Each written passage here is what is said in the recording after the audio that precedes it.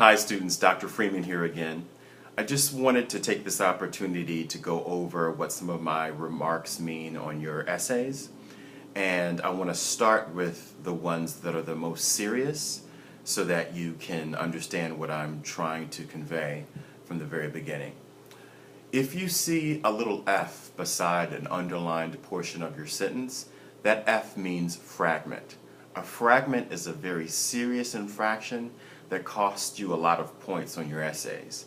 A fragment is when you punctuate something as if it was a sentence when it's not a sentence. So essentially you're punctuating a side dish in the parlance of our course as if it were a main course, and it's not.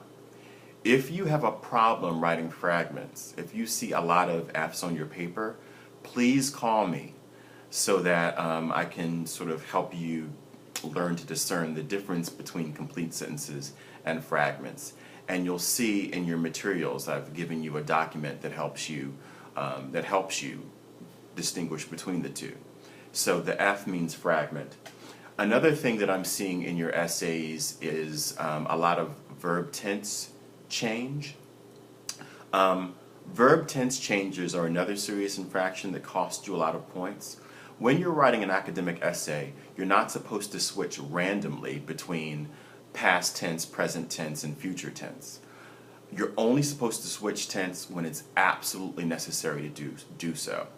When you're writing about fiction, you're supposed to use what's called the literary present tense, so write in the present tense. When you're writing about history, obviously you would use the past tense, but you don't want to switch back and forth.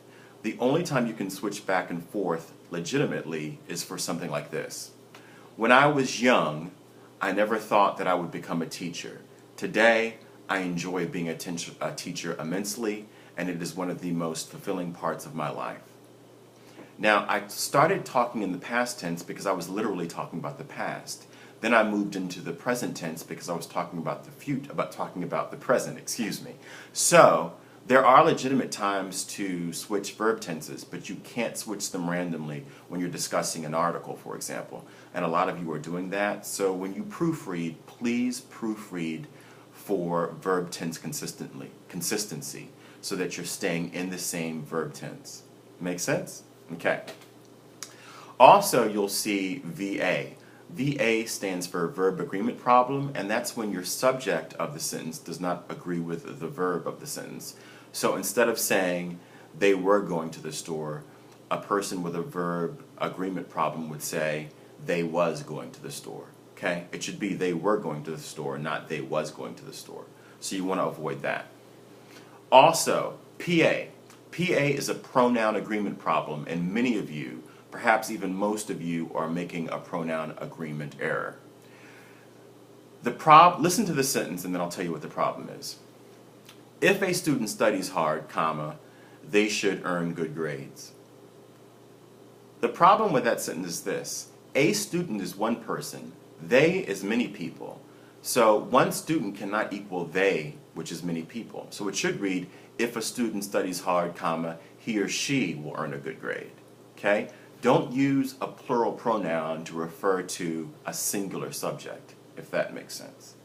The only time one person can legitimately be characterized as many people is if that person suffers from multiple personality disorder.